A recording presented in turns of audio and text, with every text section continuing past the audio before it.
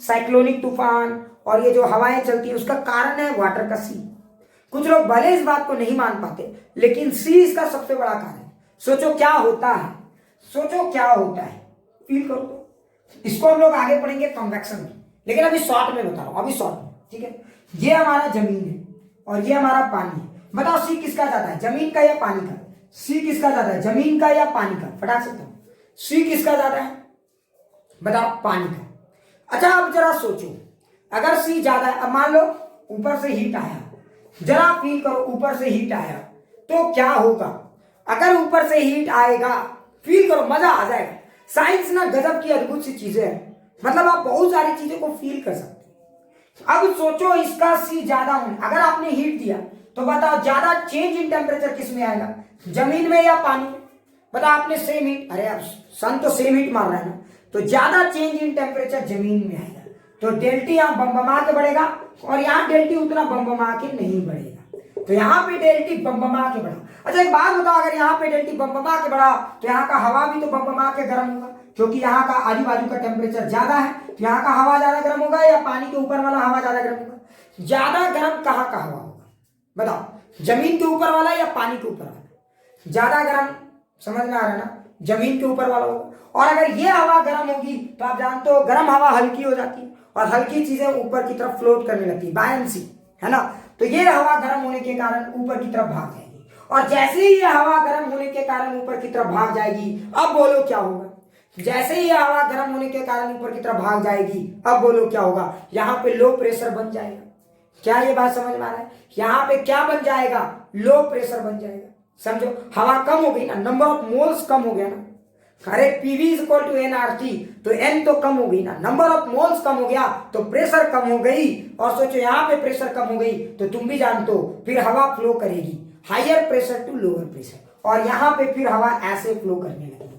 तो हवा के फ्लो के लिए भी कहीं ना कहीं सी जिम्मेदार है। अगर सी सेम होता तो हवा फ्लो ही नहीं करती, तो कभी तुम विंड ब्रीज का मजा नहीं ले पाती, लैंड ब्रीज, सी ब्रीज का मजा नहीं ले पाती, कभी भी साइक्लोनिक तूफान नहीं आती। समझने की कोशिश करो। सो बिकॉज ऑफ दैट सी ये सब चीजें होता है, ये सब चीजें होते हैं, समझने की कोशिश करो। तो सी का एक बड़ा इंपॉर्टेंट रोल है। कुछ लोग बोलते हैं, तुमने सुना होगा कि जहां पे एटम बम फोड़ा जाता है, फील करो, सुनो थोड़ा सा कहानी को सुनो। जहां पे एटम बम फोड़ते हैं वहां पे क्या होता है, उसके आजू बाजू के इलाके में हवा की रफ्तार बहुत हाई हो जाती है। सुना होगा तुम लोगों ने, लगभग 400 से 600 किलोमीटर पर आवर। ये इतनी खतरनाक रफ्तार है कि बहुत सारा चीज कोलैप्स हो जाते हैं, है ना। तो कुछ लोग ऐसा सोचते हैं कि एटम बम, फील करो, रट्टा मत मारना, कुछ लोग सोचते हैं एटम बम जहां फोड़े सिर्फ डिस्ट्रक्शन वही होगा। ऐसा नहीं होता है, क्योंकि जहां पे आपने एटम बम फोड़ा वहां की टेम्परेचर बहुत तेज कर दिया। अगर आपने टेम्परेचर बहुत तेज कर दी तो बोलो क्या होगा? यहाँ पे बहुत तेज टेम्परेचर कर दिया, मतलब वहां पे हवा बहुत हल्की होगी, बहुत हल्की, बहुत हल्की। वो हवा सड़क से ऊपर भाग जाएगी, सड़क से, और वो जगह पूरा खाली हो जाएगा, पूरा, थोड़ा बहुत नहीं, पूरा खाली हो जाएगा। और वहां पे एक्सट्रीमली लो प्रेशर बन जाएगा। और जब एक्सट्रीमली लो प्रेशर बनेगा तो फिर चारों तरफ से आजू बाजू के हवाएं मूव करेंगी और यहाँ पे गजब का तूफान आ जाएगा। ये तूफान इंसान, जानवर, आपके बनाए बिल्डिंग्स झेल नहीं सकते और आप कोलैप्स कर जाओगे। मतलब कहीं ना कहीं ये सी यहाँ पे जो रोल प्ले कर रहा है, तो ये थोड़ा सा मैंने समझने के लिए बताया। क्या ये बात समझ में आ रहा है? क्या ये बातें फील आ रही है? तो मैं कहना चाहता हूं कि सी का एक बड़ा ही अच्छा रोल है, आप सी को इग्नोर नहीं कर सकते। सो दैट्स द ब्यूटी, ठीक है। ये है सी की कहानी। क्या अभी सबको क्लियर हो गया? ठीक है। अच्छा अब मेरे दिमाग में एक सवाल आता है कि सर सी को डिफाइन कैसे किया जाएगा, है ना। सी को डिफाइन कैसे कर सकते हैं हम? ये एक बड़ा इंटरेस्टिंग सवाल है ना। तो कोई मुझे बता सकता है हाउ कैन वी डिफाइन सी? तो सी को आप मैथमेटिकली कैसे डिफाइन कर सकते हो? सी एक्चुअली में किसी भी मटेरियल का सी कितना होगा, कैसे डिफाइन करेंगे?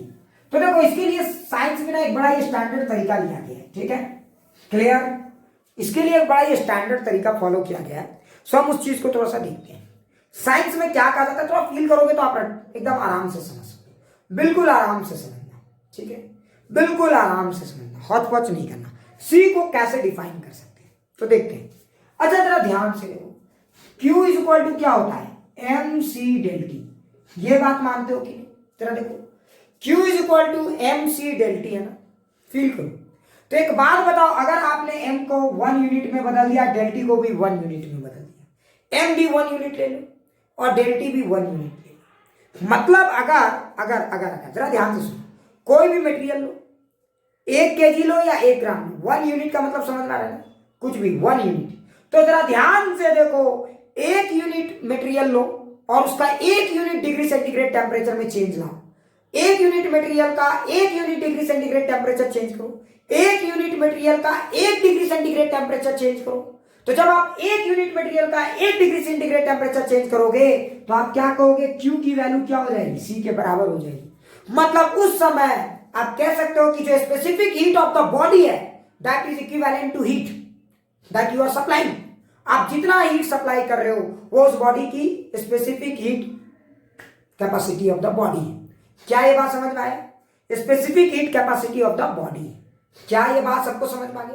सो specific heat capacity of the body is simply equal to the amount of heat, ध्यान से सुनो, amount of heat required to raise the temperature of 1 unit या यूनिट मास या 1 केजी जो भी बोलना है बाय 1 डिग्री सेंटीग्रेड टेम्परेचर। समझ में? कोई भी चीज जितना हीट की जरूरत आपको 1 यूनिट मास के टेम्परेचर को 1 डिग्री सेंटीग्रेड राइज करने में लगता है, हम उसे कहते हैं स्पेसिफिक हीट कैपेसिटी। क्या ये बात सबको फील आ गई? हम उसे कहते हैं स्पेसिफिक हीट कैपेसिटी। क्या ये बात सबको फील आ गई? यस या नो? क्या थोड़ी थोड़ी बातें क्लियर होगी? सो this is called specific heat capacity. अब एक बड़ा इंटरेस्टिंग मुद्दा ये उठता है कि सर ये बात तो हम समझ गए, यूनिट को देखोगे और फील आ जाएगा। अब हम 1 यूनिट में क्या लें, केजी या ग्राम? तो साइंटिस्ट लोग भी इसके लिए बड़े अच्छे तरीके ढूंढ के रखे हैं, ठीक है। और ये हम आगे पढ़ाएंगे, जूल्स का एक एक्सपेरिमेंट है जिससे हम हीट और एनर्जी के बीच में रिलेशनशिप भी लाएंगे। सो प्लीज टेंशन मत लेना, एक एक चीज मैं डिस्कस करूंगा लेकिन थोड़ा सा टाइम देना। क्लियर? तो अभी हम फिलहाल समझ रहे हो ना, क्यू और सी यहाँ पे फिलहाल सेम है। अब जरा सोचो, जरा ऐसे इमेजिन करो तो शायद आपको फील आ जाए। मान लो आपने 1 ग्राम पानी लिया, अब कुछ लोग लेंगे सर ये बहुत छोटा है, मान लो अब कुछ लोग लेंगे सर ज्यादा ले लेंगे, तो बता रहे हैं मरो मत, जरा ध्यान दो। अगर आपने 1 ग्राम पानी लिया और 1 ग्राम पानी का टेम्परेचर राइज करने में जो हीट लगता है, देखो इससे 2 चीजें डिफाइन हो जाती है, हीट को भी डिफाइन कर लेते हैं, ठीक है। जैसे याद करो, तुमने सुना होगा रिफ्रैक्टिव इंडेक्स, याद करो रिफ्रैक्टिव इंडेक्स हवा के लिए ले लेते हैं, उसके हिसाब से स्केलिंग करते हैं। सिमिलरली हीट कैपेसिटी, हीट को भी स्केलिंग किया गया है, समझ में आ रहा है ना। तो इससे 2 चीजें क्लियर हो जाती है, एक तो हमारा हीट को भी डिफाइन कर लेते हैं, क्लियर। 1 कैलोरी किसको कहेंगे भाई, हम हीट दिया, हम कैसे कहेंगे कि 1 कैलोरी हीट, हमारा बर्नर जला, हम कैसे कहेंगे कि 1 कैलोरी हीट दिया, ठीक है। बाद में पता चला कि अरे हीट और एनर्जी तो रिलेटेड है, लेकिन उसके पहले तो समझ ही रहे हो। तो अब सवाल यहां उठता है कि 1 कैलोरी हीट को कैसे डिफाइन करें। तो साइंटिस्ट ने 2 तरीके ढूंढ लिए, इसके लिए 2 फायदा हुए। उन्होंने कहा 1 ग्राम पानी लीजिए, जरा ध्यान से सुनो, 1 ग्राम पानी लीजिए और मान लीजिए इसका टेम्परेचर किसी समय ऐसा, इसका स्टैंडर्ड टेम्परेचर डिफाइंड है, ठीक है, 2 अलग अलग जगह पे 2 अलग अलग है, क्लियर। वो आप बुक से फॉलो कर लेना, क्लियर। मैं कुछ भी ले लेता हूं, एक एग्जांपल के तौर पे मान लो मैंने बोला 14 डिग्री सेंटीग्रेड में अभी फिलहाल ये पानी है, थर्मामीटर लगा दिया, 14 डिग्री सेंटीग्रेड है इसका टेम्परेचर, और मैंने हीट दिया फटाक से, और जैसे ही 15 डिग्री सेंटीग्रेड हुआ मैंने हीट बंद कर दिया। तो बताओ जो हीट मैंने दिया, जरा ध्यान से देखो, उस हीट को हम क्या कह रहे हैं। तो देखो जो हीट मैंने दिया वो इसकी स्पेसिफिक हीट कैपेसिटी है। तो मैंने कहा कि 1 ग्राम पानी को अगर 1 डिग्री सेंटीग्रेड टेम्परेचर रेज करने में जो हीट लगा, हमने उसे कहा 1 कैलोरी। क्या ये बात समझ में आए?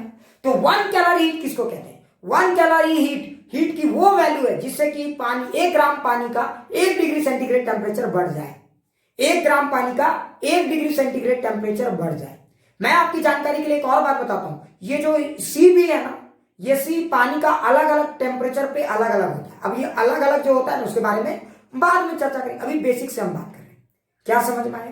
तो 1 कैलोरी हीट भी डिफाइन हो गई, समझो बात, और सी भी डिफाइन हो गई, समझने की कोशिश करो। तो 1 calorie heat is the amount of heat required to raise the temperature of 1 gram of water by 1 degree centigrade.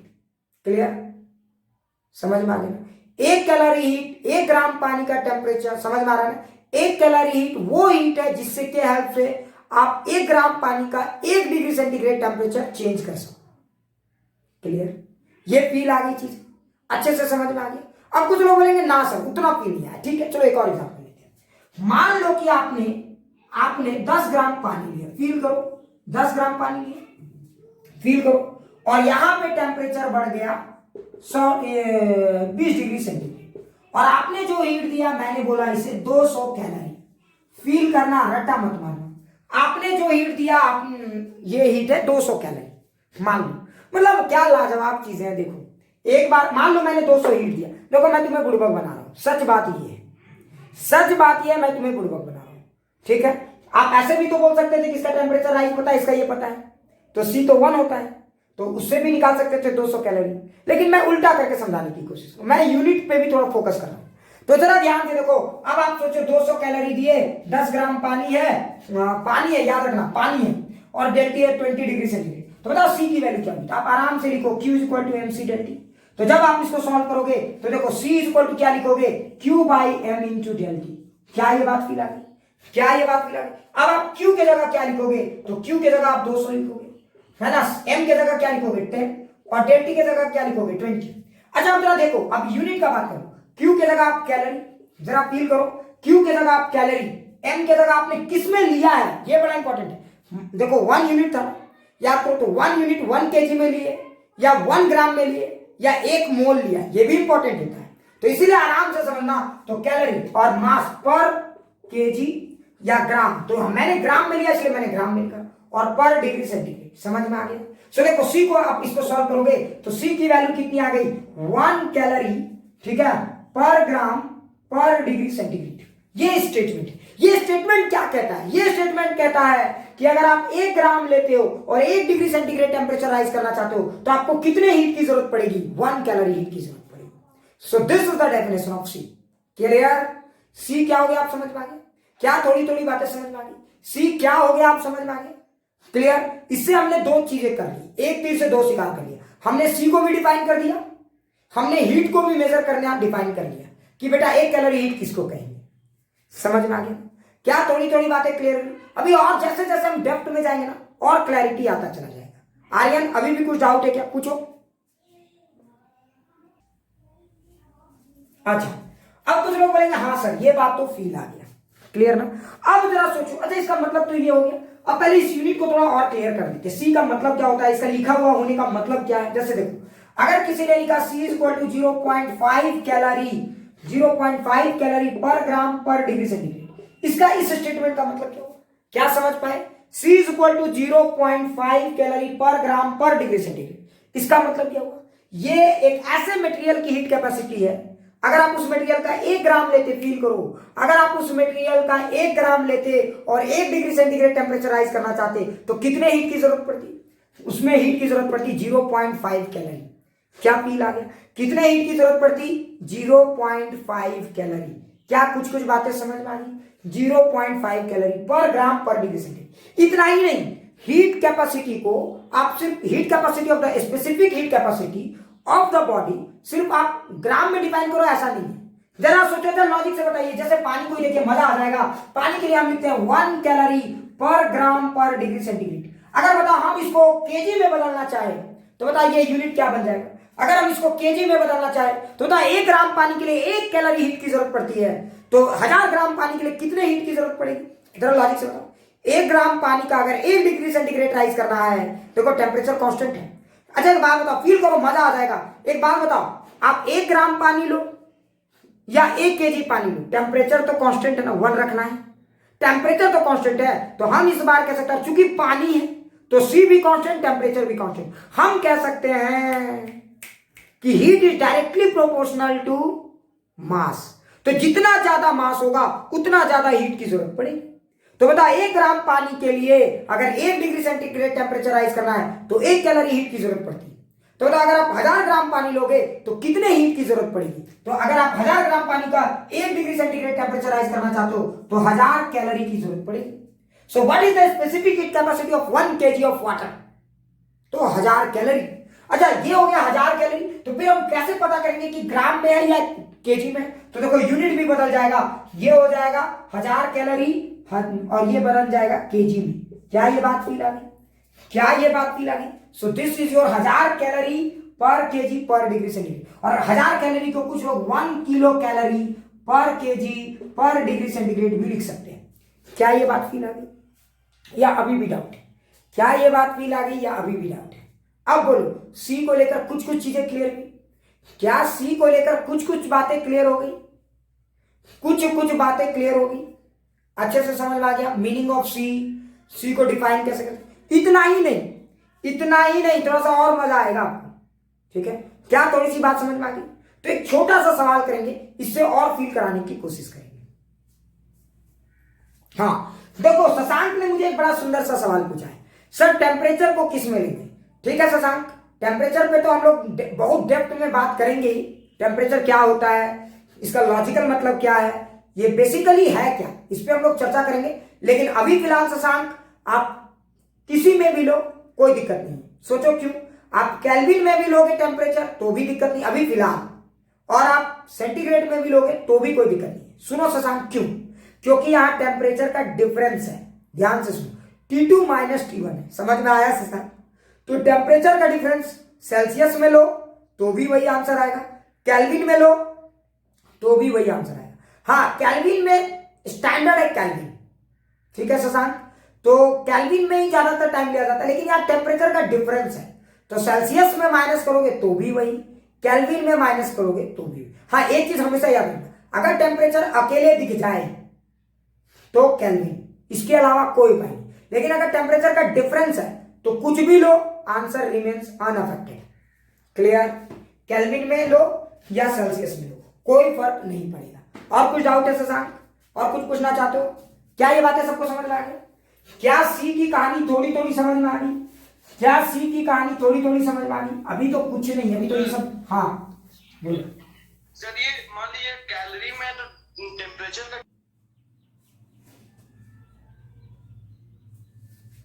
ठीक है।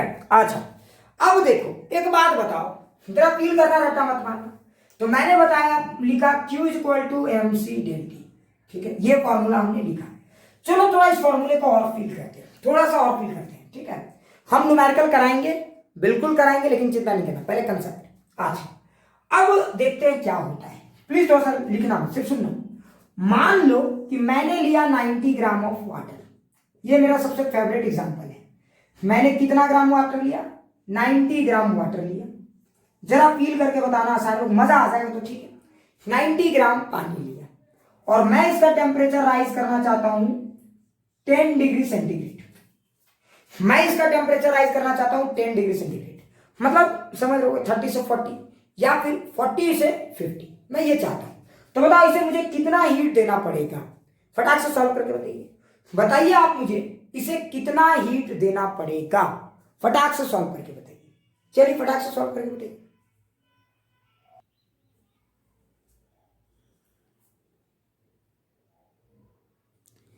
क्या ये सबको फील आ गया? क्या ये सबको फील आ गया? जरा ध्यान से देखो, तो एक चीज हमेशा याद रखेंगे, सी ऑफ वाटर क्या होता है? 1। चूंकि ग्राम में दिया हुआ है तो 1 कैलोरी पर ग्राम पर डिग्री सेंटीग्रेड, ये सब लिख लेना, ठीक है। तो देखो मैं Q इक्वल टू कैसे निकालूंगा? तो देखो M के जगह 90, अभी तुम लोग बोलोगे इसमें क्या लोचा है, दिखाता हूं। C के जगह 1 और डेल T के जगह 10, तो देखो Q की वैल्यू आएगी 900। Q की वैल्यू कितनी आएगी? 900। क्या ये बात फील आ गई? तो Q equal to MC del T, क्या ये बात समझ में? लेकिन जरा ठहरो, ये बहुत आसान है। 900 कैलोरी, मतलब अगर आप चाहते हो 90 ग्राम वाटर का 10 डिग्री सेंटीग्रेड टेम्परेचर बढ़ाना तो 900 कैलोरी की जरूरत है। मतलब जरा ध्यान से देखो, Q equal to MC del T आप यूज दो तरीके से कर सकते हो, ग्राम के टर्म्स में भी और केजी के टर्म्स में भी। लेकिन मेरे दिमाग में एक सवाल और उठता है, अगर हम केमिस्ट्री वाले स्टूडेंट्स होते या हम फिजिक्स वाले हैं और गैस के बारे में पढ़ रहे हैं, तो गैस तो बेटा ग्राम में तो नहीं दिया रहता। गैस ज्यादातर टाइम किस में दिया रहता है? कोई मुझे बता सकता है? गैस ज्यादातर टाइम किस में दिया रहता है? मोल्स में। तो मैं अब मोल्स में कैसे, क्या अगर किसी ने पूछा कि फलाना मोल्स गैस है, मैं उसे हीट देना चाहता हूं, तो बताओ कितने हीट की जरूरत पड़ेगी? तो मैं कैसे डिफाइन करूंगा उसके लिए हीट? मैं उस कैसे बताऊंगा कि फलाना गैस का ढेकाना टेम्परेचर बढ़ाने में कितने हीट की जरूरत पड़ेगी? ये मैं कैसे बता सकता हूं, है ना? तो मैं क्या करूंगा? अच्छा बताओ, क्या उसके लिए फॉर्मूला यूज होगा या नहीं? क्या उसके लिए फॉर्मूला यूज होगा या नहीं? फटाक से बताइए, क्या ये फॉर्मूला यूज होगा या नहीं? बेटा याद रखना, ये फॉर्मूला यूनिवर्सल है, ये फॉर्मूला यूनिवर्सल है, ये सबके लिए यूज हो रहा है। समझ में आया? कोई वे नकाब बदल देगा तो क्या बेटा फॉर्मूला बदल जाता है? आदमी के दिल नहीं बदलते, समझो। अगर कोई प्लास्टिक सर्जरी करा लेगा तो बेटा तुमको लगेगा ना ये आदमी अलग है, ऐसा नहीं है। याद रखना, यही फॉर्मूला आप केमिस्ट्री में भी यूज करते हो, यही फॉर्मूला फिजिक्स में भी आप यूज करते हो। फॉर्मूला यही है, जान यही है, समझ में आए, सोच वही है, समझ में आए, ढंग नया है। क्लियर? अब कुछ लोग मैंने सर उतना फील नहीं आया, चलो बताता हूँ कैसे। अब इसी समय एग्जाम्पल, अच्छा एक बात बताओ, ये 90 है ना, फील करना। अच्छा एक बात बताओ, 90 ग्राम को अगर हम मोल्स में लिखे तो कैसे लिख सकते थे? फील करो तो, 90 ग्राम कितना मोल होता है? फटाक से बताओ, 90 ग्राम कितना मोल होता है? बताओ। 5 मोल्स ऑफ वाटर। अरे 90 ग्राम ऑफ वाटर कितना मोल्स ऑफ वाटर है? तो 5 मोल्स ऑफ वाटर है। तो 90 ग्राम को आप क्या लिख सकते थे? 5 इंटू 18। क्या ये बात समझ में आई? तो मैं 90 को लिख सकता था 5 इंटू 18 इंटू 1 इंटू 10। क्या मैं ऐसे लिख सकता हूं? क्या मैं ऐसे लिख सकता हूं? 5 इंटू 18 इंटू 1 इंटू 10 मैं लिख सकता हूं कि नहीं? अरे मैं ऐसे लिख सकता हूं या नहीं? यस या नो बोलो, फील आया कि नहीं? मैं ऐसा लिख सकता हूं कि नहीं? 5 इंटू 18 इंटू 1 इंटू 10। अरे यस या नो? मैं बिल्कुल ऐसे लिख सकता हूं। अब इसमें इंटरेस्ट कहां पे है, जरा ध्यान से लिखना बेटा। ये जो 18 इंटू 1 है, ये वाला पार्ट को जरा ध्यान से लिखो। 18 इंटू 1, तो देखो ये वाला पार्ट बन गया नंबर ऑफ मोल्स, इसी को आप कहते हो n। याद करो, आप इसी को कहते हो n। समझ में आया? Number of moles. और जरा सोचो 18 इंटू 1, अच्छा 18 इंटू 1 क्या है? 18 इंटू 1 क्या है? तो जरा फील करना, रट्टा मत मारना। बताओ, 1 ग्राम की कैपेसिटी, 1 ग्राम पानी की हीट कैपेसिटी जो होती है, स्पेसिफिक हीट कैपेसिटी अगर 1 है तो 18 ग्राम पानी की कितनी होगी? अगर 1 ग्राम की 1 तो 18 ग्राम की कितनी? तो 18 इंटू 1। सोचो, अरे 1 ग्राम की अगर हीट कैपेसिटी 1 है तो 18 ग्राम की कितनी होगी? तो 18 इंटू 1। और इसी को आप कहते हो मोलर हीट कैपेसिटी, जिसको आप बड़े सी से लिखते हो। छोटा सी का मतलब 1 ग्राम के लिए डिफाइंड है, बड़ा सी का मतलब, छोटा सी का मतलब 1 ग्राम के लिए डिफाइंड है, बड़ा सी का मतलब 1 मोल के लिए डिफाइंड है। क्या ये बात समझ में आया? नहीं समझ में आया? अब छोटे सी और बड़े सी में रिलेशनशिप है, आप बहुत आसानी से निकाल सकते हो। अच्छा एक बात बताओ, जैसे O2 ऑक्सीजन, ऑक्सीजन का बताओ क्या होता है मोलर मास? अरे ऑक्सीजन की मोलर मास कितनी है? फटाक से कमेंट करो, ऑक्सीजन की मोलर मास कितनी है? फटाक से कमेंट्स करके बताओ, फटाक से। ऑक्सीजन की मोलर मास 32 है। बहुत अच्छी। अगर एक बात बताओ, किसी ने बोला, फील करो, रट्टा मत मारना, अगर किसी ने बोला कि ऑक्सीजन का सी, छोटका सी, अगर ऑक्सीजन की छोटका सी है 0.2, समझाने के लिए मैं बोल रहा हूं, डेटा नहीं है, ये एग्जैक्ट डेटा नहीं है। अगर छोटा ऑक्सीजन की सी है 0.2 कैलोरी पर ग्राम, तो बताओ बढ़कर ये molar heat capacity of that oxygen कितना होगा? What is the molar specific capacity, molar heat capacity of that gas कितना होगा? फटाक से बताओ। तो 6.4, समझ गए होगे। तो 1 ग्राम के लिए 0.2, तो 32 ग्राम के लिए कितना? 0.2 इंटू 32, समझ में आ गया ना? सो हम कहेंगे 0.2 इंटू 32, सो ये आएगा 6.4। समझ में आया कि नहीं आया? तो आप लिखोगे, अब देखो यूनिट फिर से बदल जाएगा, तो उस समय आप लिखोगे C is equal to 6.4 calorie. अब पर ग्राम नहीं है, पर मोल। अब यही यूनिट बदल गया, ये बता रहा है 1 मोल के लिए, और ये हो गया पर सेंटीग्रेड। क्या फील आया? ये वाला नहीं है, ये ऑक्सीजन के लिए मैं बोल रहा हूं। क्या ये बात समझ में आएगी? तो देखो जहां पे लिख देगा पर मोल, समझ जाना 1 मोल के लिए। तब उस समय फिर आप ये, अच्छा देखो ये हो गया आपका, ये हो गया आपका मोलर हीट कैपेसिटी, और डेल्टी वही रह गया। सो देखो Q is equal to MC डेल्टी। क्या फील आया या नहीं? देखो Q is equal to MC del T, समझ में आया? तो आप हीट कैपेसिटी को ऐसे भी लिख सकते हो, ऐसे भी लिख सकते हो। क्लियर? और तुम ध्यान से देखो, दोनों चीजें एक हैं, बस ये फॉर्मूला तब यूजफुल माना जाएगा। आप चाहो तो मोलर हीट कैपेसिटी को सोचो, आप नंबर ऑफ मोल्स को मास में बदल लो ना, आप नंबर ऑफ मोल्स को मास में बदल के ये फॉर्मूला भी लगा सकते हो। समझने की कोशिश। तो ये दोनों फॉर्मूला एक ही चीजें हैं, कंफ्यूज मत होना। कुछ लोग बोलते हैं ये फॉर्मूला तब लगाना जब मास में दिया रहेगा, कुछ लोग बोलते हैं ये फॉर्मूला तब लगाना जब मोल्स में दिया रहेगा। बिल्कुल सही बोलते हैं, बिल्कुल सही बोलते हैं, लेकिन दोनों फॉर्मूला अलग है, ये गलत बोलते हैं। ये दोनों फॉर्मूले एक ही ताल के चट्टे बट्टे हैं। क्लियर? बस यूजफुलनेस कब है, यूजफुलनेस कितनी अच्छी है। तो ये ज्यादा आसान तब पड़ता है, ज्यादा आसान तब पड़ता है जब गैसेस के बारे में डील करोगे, क्योंकि गैसेस नंबर ऑफ मोल्स में होते हैं, तब ये फॉर्मूला हमारे काम का आता है। क्या अब समझ में आया? क्या अब समझ में आया एनसी डेल्टी का मतलब क्या है? क्लियर? तो आप चाहते, फील करो, और भी चीजें समझाता हूं, टेंशन नहीं लेने का, और भी चीजें। अब कुछ लोग बोलेंगे हाँ सर ये तो मैथ्स के पॉइंट ऑफ व्यू से आपने समझाया।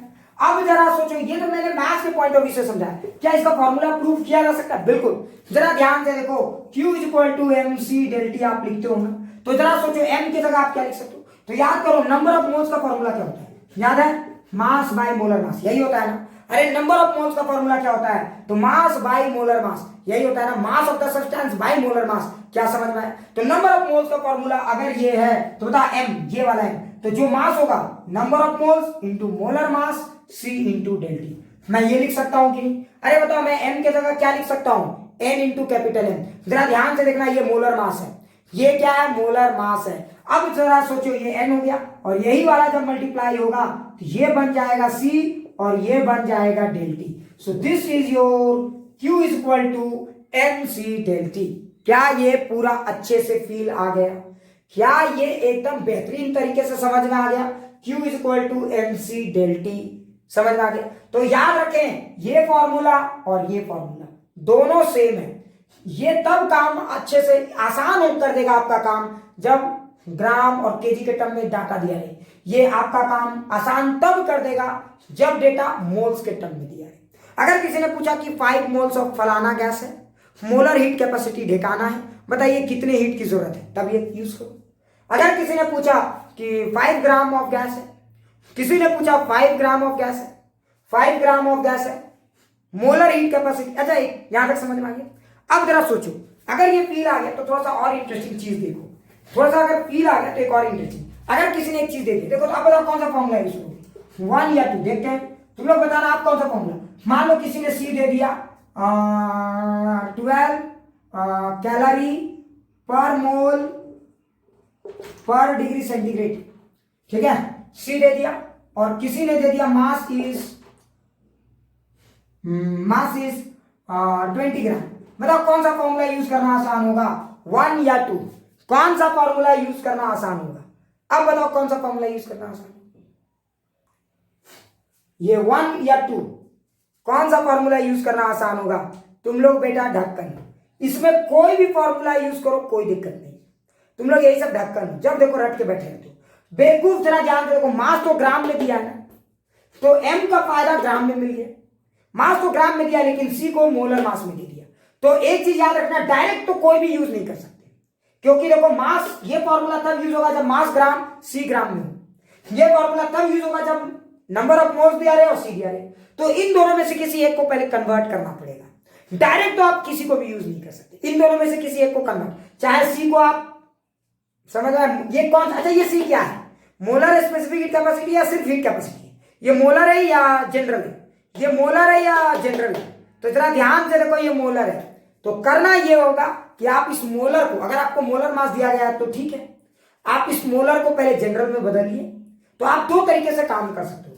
तो तरीका नंबर 1, 2 मेथड से ध्यान दो, चाहे आप इसी को नंबर ऑफ मोल्स में बदल दो, तो आपने इस 20 ग्राम को मोल्स में बदल दिया, n में बदल दो तब आप यूज करो, फिर c आप एज यूजुअल यूज करो, या फिर आप c को ही बदल दो स्मॉल c में और तब आप जाके m को यूज कर लो।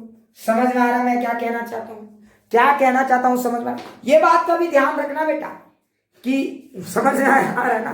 तो कभी कभी c को लेकर अगर कंफ्यूजन होता है, अब छोटा c और बड़ा c कंपटीशन में क्या होता है ना कि एक जैसे लगते हैं, क्योंकि कंपटीशन में बड़ा और छोटा में पहचान नहीं हो पाता, इतना माइंड में डिस्टर्बेंस होती है कि ये बात देख के पता भी नहीं चलता है। और कंपैरिजन के लिए एक बड़ा सी छोटा सी थोड़ी बनाया रहता है, एक को सी दे देगा तो कंफ्यूज हो जाओगे। तो बेटा यूनिट जो है वो बताएगा ना रे कि बड़का सी है कि छोटा सी है, यूनिट तो बताएगा ना रे भाई कि बड़ा सी है कि छोटा सी है। तो ज्यादा बुद्धि काहे लगा रहे हो, समझने की कोशिश करो मैं क्या कहना चाहूँ। क्या ये अच्छे से फील आ गया, क्या ये अच्छे से फील आ गया, जरा ध्यान से देखो।